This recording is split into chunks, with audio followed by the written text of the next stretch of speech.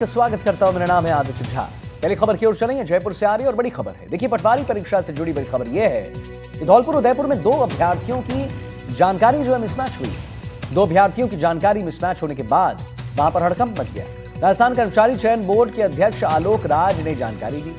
जांच एजेंसियों को उसकी सूचना दे दी गई। प्राथमिक पड़ताल में सामने आया है कि इन अभ्यर्थियों ने पूर्व में किसी और अभ्यर्थियों की जगह भी डमी परीक्षा दी थी।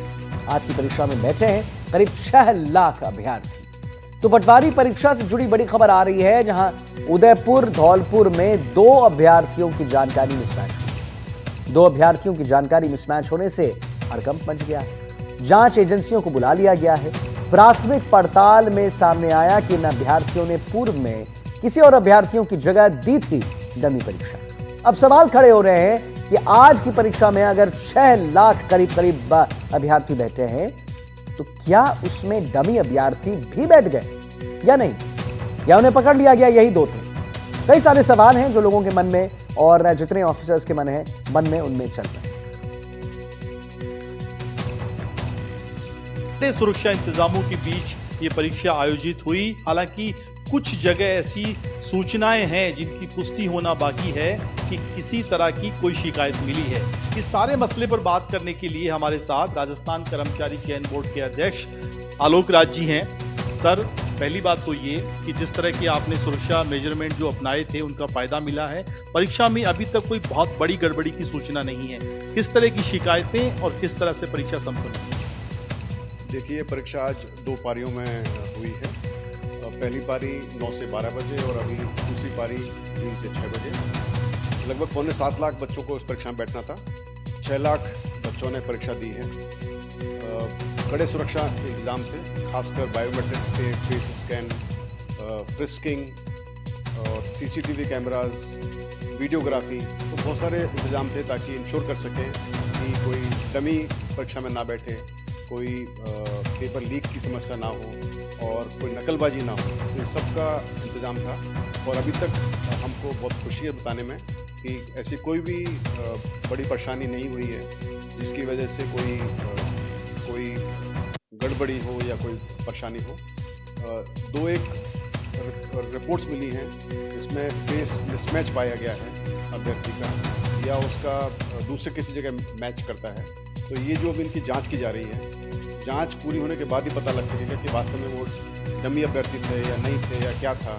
कई बार जो सॉफ्टवेयर होता है वो भी इसके अंदर कुछ एरर हो सकती है, या सॉफ्टवेयर भी एक मशीन है या एक सिस्टम है जो कि पूरी तरह से फुल प्रूफ नहीं माना जा सकता। तो पूरी जांच होने के बाद ही पता लगेगा।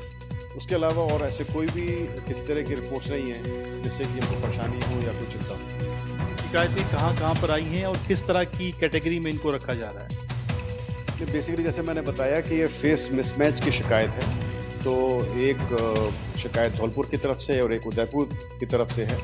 तो उनकी जांच हो रही है अभी कि वो मिसमैच जेन्युइन है, वास्तव में है या नहीं है, और उसके बाद ही कुछ बताया जा सकेगा कि वो किस कैटेगरी में।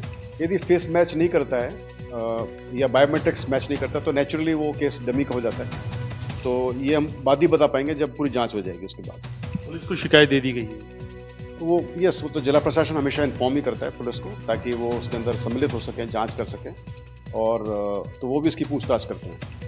आज जिस तरह से बहुत सारी तस्वीरें आई, कोई लेट पहुंच गया या कोई टाइम पे जिस तरह से दीवार कूदने की एक तस्वीर हम देख रहे थे, या कुछ जगह लोग जो हैं आपकी सख्ती की वजह से एक बनियान में एग्जाम देने आ गया, तो इन सारे जो आपने सख्ती अपनाई उसका परीक्षा पे कुछ असर पड़ा है? आंकड़ों पे या अभ्यर्थियों की मानसिकता पे कोई असर पड़ा है? देखिए, बहुत बड़ी परीक्षा थी ये। 38 जिलों में परीक्षा हुई है।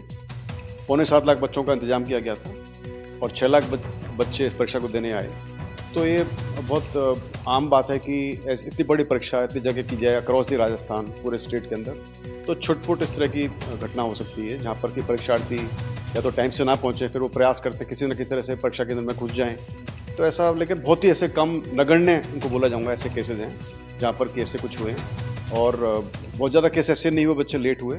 आज मैंने खुद में जब परीक्षा होती है हमेशा कम से कम एक परीक्षा सेंटर में जाता हूँ। सुबह में गया था एक परीक्षा सेंटर पर, फिर दोबारा दोपहर में गया था, और मैंने देखा कि हर जगह पर परीक्षार्थी बिल्कुल टाइम से पहुँच गए थे और कोई परीक्षार्थी बाहर नहीं था, और उसके बाद भी 3-4 मिनट बचे हुए थे। हाँ, हो सकता है किसी जगह पर परीक्षार्थी यदि खुद लेट हो जाएं या कोई गाड़ी लेट हो जाए, कोई बस लेट हो जाए या उनको एड्रेस ना मिल पाए, तो उन हालत में हो सकता है। इसीलिए हम हमेशा अपील करते हैं अभ्यर्थियों से कि वो टाइम से परीक्षा केंद्र पर पहुँचें। आज आपको 2 साल भी बतौर अध्यक्ष हो रहे हैं। कार्यकाल एक बड़ी चुनौती था, कैसे देखते हैं आप इसे? 2 साल का जो टाइम था वो बहुत अच्छे से गुजर गया। हमारी काफ़ी उपलब्धि रही, लगभग 88 भर्तियां हमने की पिछले 1.5 साल में, क्योंकि मैंने जो पहली परीक्षा कराई थी वो जनवरी 2024 में कराई थी स्टार्ट, और पिछले 1.5 साल में लगभग 88 भर्तियां और 110 एग्ज़ाम, क्योंकि कई भर्तियों के एग्ज़ाम 2 पेपर होते हैं या मल्टीपल शिफ्ट्स होती हैं, तो ऐसे करके लगभग 108 या 10 एग्ज़ाम हम करा चुके हैं आज के 2 एग्ज़ाम मिला के। और ये सब तभी संभव हो पाया क्योंकि हमारे पास जो टीम है बोर्ड के अंदर वो बहुत अच्छी है। हमारे मेंबर साहिबान, हमारे स्टाफ, हमारे सचिव साहब और हमारा पूरा जो स्टाफ है, टीम आरएसएस भी बहुत अच्छा काम कर रही है। बातचीत के लिए बहुत शुक्रिया। जयपुर से एनडीटीवी के लिए सुशांत पारिक की रिपोर्ट। सुशांत पारिक हमारे इनपुट एडिटर हमारे साथ जुड़ गए हैं इसी खबर पर और जानकारी देने के लिए। तो सुशांत, अभी हम सुन रहे थे कि आपने आलोक राज जो अध्यक्ष हैं बोर्ड के, उनसे बात किया। मेरा एक सवाल है सुशांत कि देखिए, प्राथमिक पड़ताल जब इस चीज की हुई, इस घटना की हुई, तो आया कि पूर्व में यही जो अभ्यर्थी हैं डमी कैंडिडेट्स भी बने। आज परीक्षा में करीब 6 लाख अभ्यर्थी बैठे थे, तो पकड़े तो गए 2 लोग, लेकिन क्या ऐसा भी माना जा सकता है कि और भी लोग थे जो नहीं पकड़ा है? क्या इसमें भी डमी कैंडिडेट्स बैठे होंगे? देखिए, ऐसा तो नहीं कह सकते आदित्य, क्योंकि 2 के बारे में ही अभी तक शिकायत मिली है, और दोनों के बारे में जो इन्फॉर्मेशन है वो उनकी जो आईडी और जानकारी है वो मिसमैच होने की है। जो एक कैंडिडेट धौलपुर का है, उसके बारे में ये पता चला है कि उससे पहले किसी दूसरे की जगह परीक्षा देकर आया, जो उसका रिकॉर्ड चेक किया गया और उसके बारे में पहले से शिकायत थी, यानी उसका क्रिमिनल रिकॉर्ड था, और उसकी शिकायत दे दी गई है जांच एजेंसियों को। और ठीक इसी तरह का एक मामला उदयपुर का है। दोनों के बारे में जब जांच एजेंसियों को शिकायत दी गई है तो पूरी प्रक्रिया की पालना होगी, एफआईआर दर्ज होगी, और दोनों इस परीक्षा में बैठने के योग्य नहीं रहेंगे, ये बिल्कुल साफ है। लेकिन बाकी जो 6 लाख के आसपास का जो आंकड़ा है, 6,75,000, एक बड़ा आंकड़ा है। 89% आज इस परीक्षा में बैठे हैं, जो कि 3,705 पदों के लिए हुई है। तो आप समझ सकते हैं कि किस बड़े पैमाने पे अभ्यर्थी बैठे हैं, और कड़े सुरक्षा इंतजाम रहे, जिस तरह की तस्वीरें हम सुबह से दिखा रहे हैं। तो ये साफ है कि जो सख्ती बरती गई है उसका असर देखने को मिला। पेपर लीक जैसी कोई बात नहीं है। डेमी कैंडिडेट समय रहते पकड़ लिए गए, जिस तरह की अभी शुरुआती तौर पर जानकारी है, और उनसे पूछताछ भी होगी, कानूनी कार्रवाई भी की जाएगी।